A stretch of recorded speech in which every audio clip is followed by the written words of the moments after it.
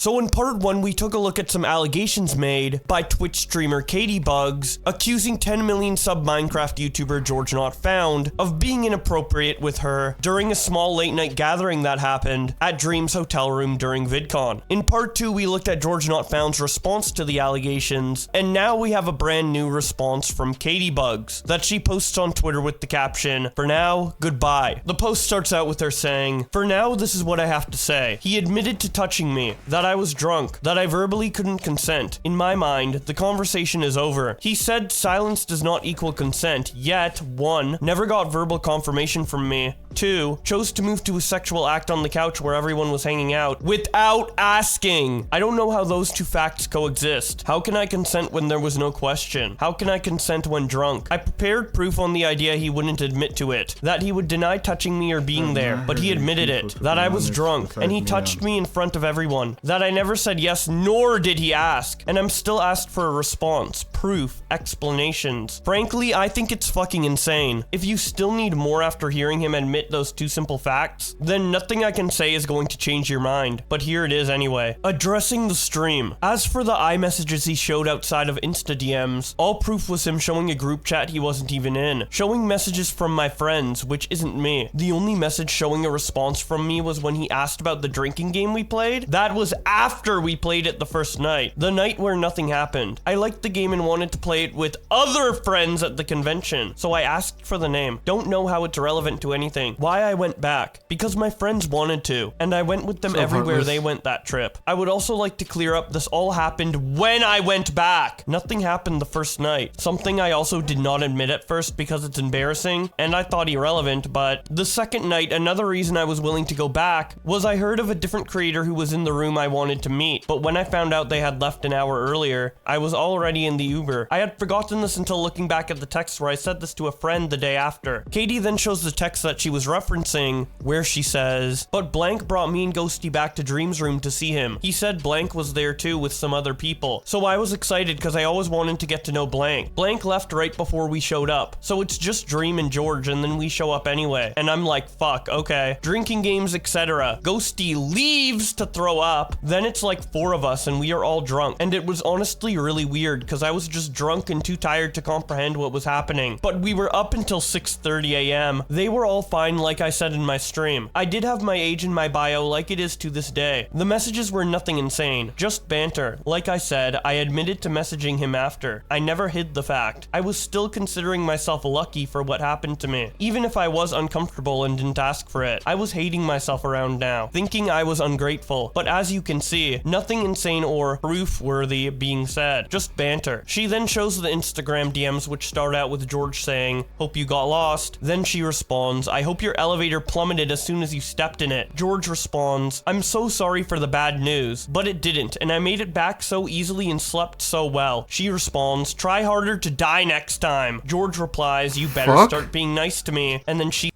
the fuck? He says, "If you come to Dream's hotel again tonight, I'm shooting your leg, so don't." George responds, "Oh, awkward. I'm in his room now. You are not gonna do shit." She responds, "Throw a wet tampon at you." The next morning, George responds, "It worked." She responds, "Thank God. Never message me again." George responds, "Can't believe you already miss me." These next set of Instagram DMs are from 3 weeks later, on July 13th, that starts out with George saying, "Why are you so busy? Surely you have time for me. You are not a popular guy." She responds, "I have time, just not for you. And I am a popular guy. Ask any girl you know." George responds, "I don't know any girls. Why don't you have time for me? What the fuck?" She then responds to him saying, "I don't know any girls," by saying, "I can tell." After showing these DMs, Katie Dude, what the fuck type of... continues her statement by saying, "Again, I felt lucky to be talking to a verified account, someone famous, someone I had Mike, followed I'm so and watched for a confused while. as well. I was uncomfortable with what happened." I don't know if this was intentionally like being playful or it's just...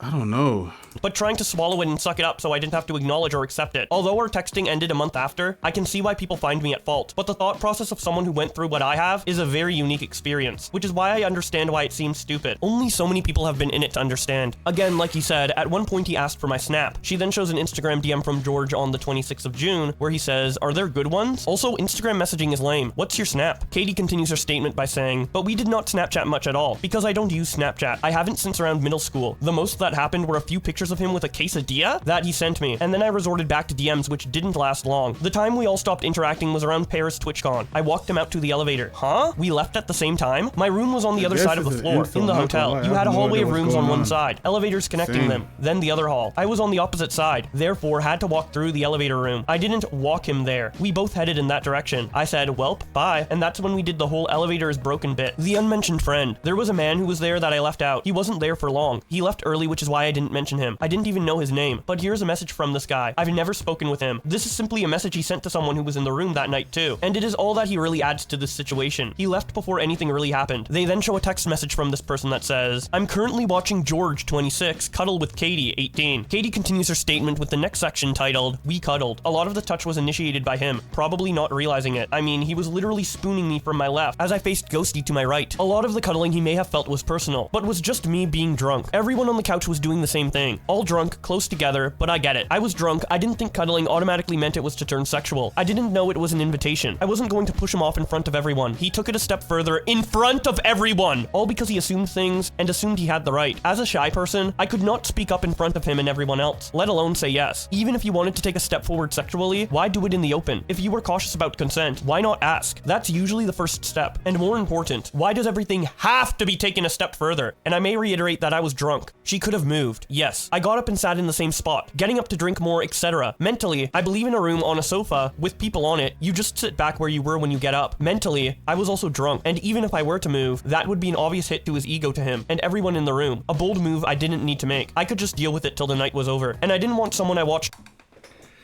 I feel like we should watch part 1 because this is part 3 and it's like we're missing something, at least for me.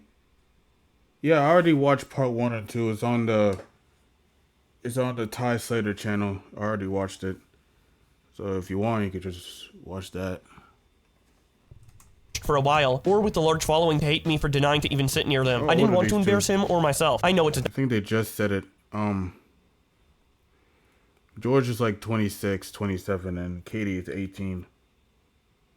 dumb thought process. I acknowledge it. She stayed when her friends left. I didn't make the conscious decision to choose to stay. My friend left throwing up in their hand, and I didn't know. She was so drunk she couldn't hold in her vomit, and passed out in our bathroom, and the more the night went on, the drunker I was. Like I said before, I put up with it in the moment because I thought it was the price I had to pay to be around such big creators. Those last 3 points, may I remind you, are not an invitation to be sexual, or that I wanted it. And if he thought I did, he could have asked. Well, he assumed because of your body language. We had just met. Why did he think he knew me well enough that he could assume how I felt? Assume he knew what my mannerisms meant. You didn't know me. Apparently, you didn't even know my age. But you knew what I wanted? No. He assumed it's what I wanted because why wouldn't I want that from someone like him? And remind me, since when was smiling an invitation? When was sitting next to someone an invitation? Since when was being drunk an invitation? Any laughing I did with your hand under my clothes was out of nerves because I didn't think cuddling would result to that. And my shock left me speechless because I had never been to a guy's hotel room, done anything sexual, and never experienced that cuddling meant what it did. I didn't know if this was normal or not. You touched me for the first time. You're a fucking grown man who knows better. Why do I have to be strong and pull away or say stop? It's my fault because I was asking for it, hinting at it. I should have known, but never his for not being able to ask a simple question before doing it at his age. Silence can be consent. A head nod is silent confirmation. In order for confirmation to happen, it needs to follow a question that was never asked. And how is a drunk person supposed to consent? You think I was in the power to consent a 26-year-old man to touch me because I laughed? But he was drunk too. Personally, when I'm drunk, I don't stick my hand in other people's clothes on a couch in a room full of other people without asking. That's just me though. Everyone in the room could verify she was comfortable. My texts the day after. She then shows text messages from June 25th where one of her friends says to her, "Hi, I want to make sure you're okay. I didn't like the way George was so touchy, and blank told me about the shirt thing, and I just want to make sure you're all right." She responds, "Yes, I'm okay, but I was drunk so I didn't feel like doing anything to stop it anyway, and it's over now, so..." She then shows a text that she received from somebody else earlier that day where they say, "Hey buddy, I wanted to double check with you that George didn't make you feel uncomfortable at all last night. I saw he was getting really touchy with you, so I just wanted to double check, smile." She responds, "Maybe? Bro, I have no clue." Like in the moment I was chilling, but thinking back on it, I'm sweating a little bit like, damn! And especially after verifying so he knew I was 18, and also to know if I was chilling at the moment because I was drunk. I don't know. I have to ponder on it, or just forget about it because it's over with. LOL! The after verifying I was 18 refers to a question I answered during a drinking game I will explain later. Of course I played it down with my responses at the time. I was embarrassed. I wanted to seem cool because I had never been sexual with someone before. How was I supposed to know what it was supposed to feel like emotionally? Was I nervous and uncomfortable because I didn't want it? Or because I was inexperienced? Or because I was drunk? drunk? I didn't understand what I felt, but I knew I felt off. And the friends in that room were some of the last people I came out about how it affected me, because I was embarrassed at my inexperience. Embarrassed at the fact that it was out in the open, scared to react when it happened because any reaction I showed had an audience, as he made his move in a room full of people. But let me remind you that their initial gut reaction by simply being in the same room and seeing the situation was them messaging me the next day worried, asking if I was okay. Before they talked to me about how I felt, they felt gross. The wristband. I would like to mention another girl I didn't mention because, like the other guy, she left really early into the night. I'm admitting that I didn't mention her because she only tagged along one night and didn't do much. I also didn't know her too well. She was friends with Clay and the girl talking to him. I haven't messaged her since that night until today when she reached out. Here are her messages about/from that night. Her message to me today, and a screenshot of the group chat with just Clay in it. And for those of you who don't know, Clay is the real life name of Dream. But regardless, she shows this message from the other girl that says, okay, I'm like watching a stream for the first time right now, and I'm losing my mind because the photo he thinks is you is my hand. They then show a screenshot with more context surrounding the image George shared in his response of her wearing the 21+ wristband. Katie continues her statement by saying, it is clear that she sent the message in the chat, obviously it being her hand. No room for confusion on it being my hand. And once again, he was not even in the group chat to see it, only Clay. And even if he just assumed we were all 21 because one of us was, all these assumptions could have been cleared up pretty quick with a question. The party we were at and where the wristband talk initiated from was a 18+ party that you need a band to enter. We asked people around us for a wristband to enter the party, not a 21 wristband to drink. As you see in the pictures, a 21 wristband was given by staff after seeing ID and after entry. The wristbands we were asking around for and searching for was just entrance to the party. Even if he thought I was asking around for a 21 wristband, that would only prove that I was underage. Again, neither guys were at the party. We didn't end up staying at that party because we couldn't get wristbands for everyone. Only a few of us got in. My one friend gave theirs to me so I could walk in and see a creator party for the first time, but I left immediately after taking a video or two, knowing Ghosty and other friends were sitting outside unable to get in, with the wristbands cut off by staff as we left. I didn't even have a party wristband at any time I met with them after in the room, let alone a 21 age one. I beg you all to watch my vlog from VidCon, documenting video of this party and the wristbands being cut off in the vlog. She then shows some pictures backing up what she's been saying about the wristbands and the Instagram night out VidCon party. But anyways, her statement continues with her next segment titled, I thought she was 21. The girl who left earlier also sent me this message today. It is her conversation with Clay that night before she left the room, as she recalls it to a friend a few days later. She then shows a Discord DM she got from someone where they say, I typed a message on my phone and showed it to Clay, being like, does George realize there's 8 years between him and Caddy? And he like looks at me deadpan and is like, I don't see why it matters. I'm like, oh,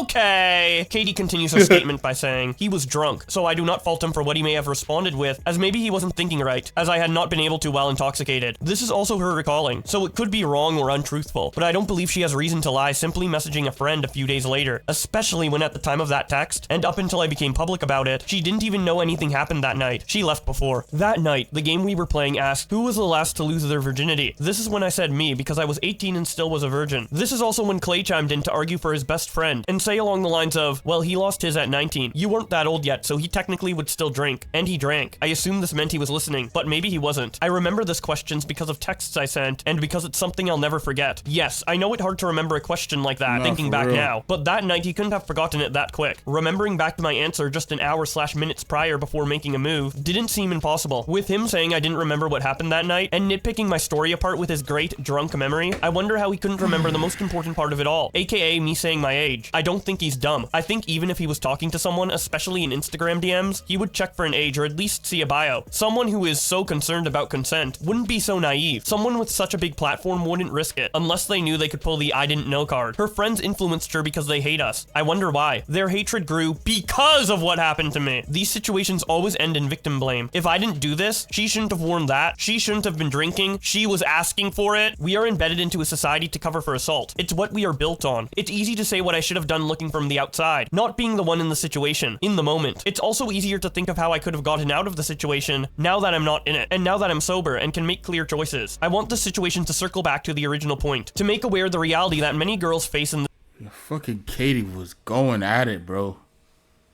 She is going at it.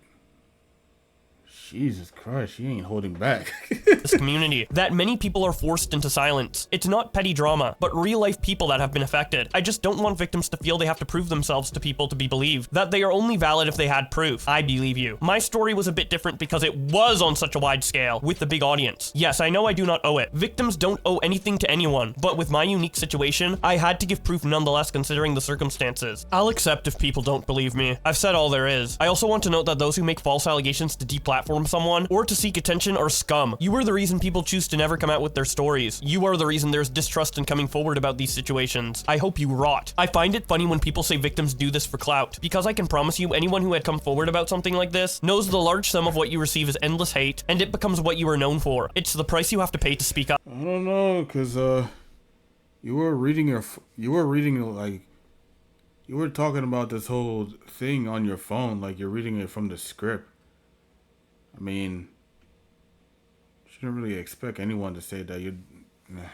Up. This will be the only proof or response I have, as I don't have energy and have said all I have to say. Any responses further on from now, I will not be responding to, because I am physically away and also mentally taking a break. My comments on platforms are flooded with hate, so I cannot say I'll be active anywhere else, but I see the support. I appreciate you all. I just hoped some people would realize how many unknown things go on behind the scenes, and how dangerous blind idolization is, but I suppose it's an issue that will take much more time, and most importantly, this isn't a one-time thing. The larger creators that have reached out about their own stories concerning them, and are still too scared of them to come forward. They make me sick. Women who have been friends with them, people I watch, people I've never spoken to, and people I have, this is so much bigger than me. I wish they find peace. There is a reason people have distanced themselves from these men. There is a reason other creators act like they do. My experience is simply the only one public, and no creator owes it to anyone to share their experience. I'm just watching this GeorgeNotFound video until I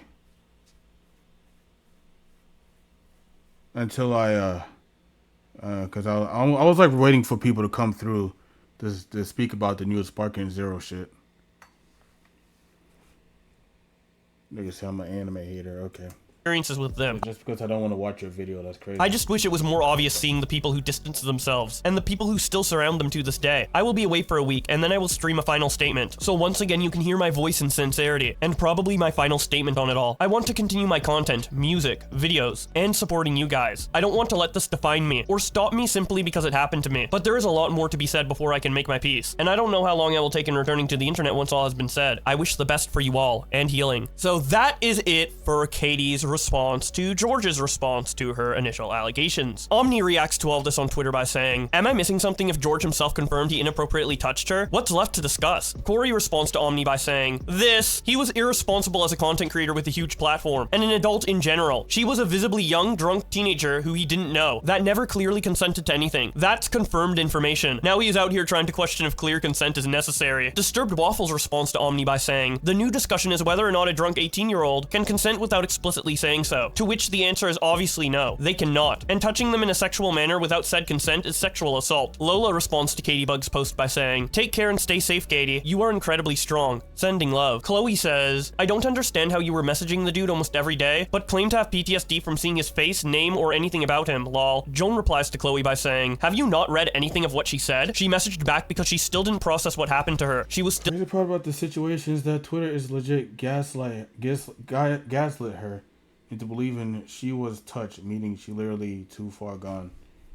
Still in that mindset of feeling lucky. Denial. Her texting him ended a month after. Also, this was never said to be daily. I don't know why you're making that up. Cloud responds to Chloe by saying, "She messaged him a couple of times. How is that daily?" Boomer NA responds to CaitiBugzz by saying, "Thank you for having the strength to even remotely come up with a response like this after going through dog shit so much already. Much love always to you, Katie, and thank you for speaking up." What even responds to CaitiBugzz by saying, "I think you are mistaking regret for trauma. You were underage drinking. You didn't want to hurt a guy's ego. You had many chances to leave and move like you said, but didn't. You didn't have to go to the room. You were 18 wanting to hang out with older people, but yet was his fault for being around you. I'm not on either side, but this whole thing is dumb. You can't regret something then pass it off as trauma and or rape. A lot of women do that." Osama responds by saying, "Are you saying regret doesn't come with trauma? Either way, it doesn't matter. She was drunk, he was sexually touching her. She was not in the right mind to understand what's going on or to consent. Drunk people can't consent. I don't think she was expecting to be." What even responds, "I agree. And had no regret come with trauma, but you can't pass it off as sexual assault. He was also drunk and she laid on him. She said she could have gotten up and left, but she chose not to. Leah responds to CaitiBugzz by saying, I don't understand why you left out you guys were cuddling, and you could have left many times, but didn't want to hurt the guy who's assaulting you's feelings. Anthony says, this is one of the most well-written statements of anything relating to these topics I've ever seen, and it just shows how much you were wronged and how strong you are. I hope you were able to eventually heal from this experience and enjoy the life you deserve. Hannah says, you are so incredibly strong. Thank you for being brave enough to speak on this. I stand by you 100%. Lanny quote tweets CaitiBugzz and says, he admitted to touching her, that she was drunk, and that there was no consent. End of story. Cheaply quote tweets CaitiBugzz by showing that her birthday is on January 2nd, 2005, and captions it by saying, freshly 18? She is born in January and met George in June, laughing my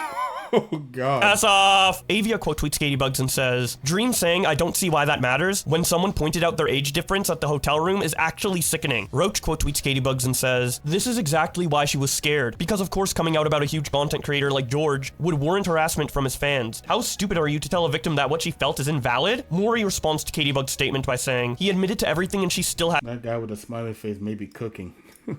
Maybe. to do this. It's so gross. Keith says, GeorgeNotFound literally admitted on stream that he did in fact do these things to her, and she still had to post this because people still don't believe her. I hope him and anyone who thinks he's innocent to go rot in the deep pits of hell. This is unbelievable. Star quote tweets CaitiBugzz by sharing these images and captioning them by saying, in case anyone can't see, here's texts plus a statement Amesy made. They then show an image of what I assume is Amesy texting CaitiBugzz. The text started out with Katie saying, blank said you wanted to make sure I was okay last night. Thank you. Amesy responds, yeah, I just wanted to double check. Were you all okay? Katie responds, the situation itself was definitely not the best. And a little ... but you live and you learn, bro. And I'm doing all right now, I think. But thank you anyways for looking out for me. This second image is the statement they mentioned from Amesy, where she says, I would like to include this. People claiming she regretted it months later after? Wrong. I saw Katie before she went to the hotel room, in passing with a group of friends. I didn't know where she was going, but it was late when I saw her, and I found out later that she was drunk by a friend of hers, so I went to looking for her. I was terrified for her. I didn't know who she was with, but I understood this was an 18-year-old at a convention that is now drunk, and I wanted to ensure she was okay. This was our text the following day,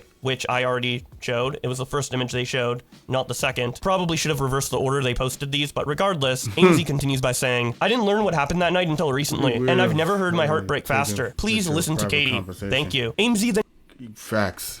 and continues talking about this on her second Twitter account when she posts these two images that start out with her saying, to those spam DMing me saying I made victims look bad and I only spoke up for victims to make myself look better, you have completely chose to see past my words. I made myself very clear to avoid getting misunderstood. I explained my stance on using my voice has always been to help my friends speak up, as them coming to me with heartbreaking stories was so awful and serious, and still is. I am getting messages from people who agreed with my stance just 24 hours prior, who are now attempting to rebuttal it, and say I'm only speaking up for likes and clout, despite myself being a victim, which is why I'm so passionate about this topic. I'm speaking here with upset, and I want to be clear I am taking myself out of this, as all it's done is remind me that the internet is cruel. Please, I keep saying this, but be kind and look at this with kindness. I've reached out to a few people already privately to ensure points of mine are not misunderstood, as I'm no longer using my voice publicly for the minute, as this hurts. Listen to people. Be kind. CaitiBugzz responds by saying, Amy is one of the most genuine and true people I have ever met in content creation. When I was ready to quit it all, lost hope in all creators, finding and becoming friends with Amy made me realize there is still good in the world, and community. They deserve everything. Animatronics quote tweets Amesy and says, it's always, creators need to speak out, bring light to accusations, and publicly support abuse victims. Until the creator speaking out is assigned female at birth or femme presenting, and then suddenly they're accused of How the fuck did he got that out of AFAB? What the fuck? Garbage always happens. It's why, bro. You gotta just take this with the police. That's the number one fucking question. making right it there. about themselves. So disappointing to see. Amesy has done some good. Brooke AB says, if a person is drunk, they can't consent. Nicholas Diorio says, wait, so George was mutually assaulted while they were cuddling? Or is this only a woman thing? Cavo says, so anyone who had a drunk hookup, maybe it even blossomed into a relationship, is now a rapist. Honestly, what a stupid statement to farm likes. Let us know when you were back in the real world. And that is about it for the conversation. Yo, Cavos. Fucking Cavos was like, yo, shut your stupid ass. That shit is crazy, bro. Not even gonna hold you. Man, CaitiBugzz was not holding back, bro. CaitiBugzz was not fucking holding back. She was like, let me just unleash the entire arsenal of my motherfucking machine gun on GeorgeNotFound. Not even gonna hold you, bro. Like, low-key, I didn't really want to watch this, only because I just don't give a fuck about it anymore. But I was waiting for people for the whole Sparking Zero shit, and now seems like we got enough people. So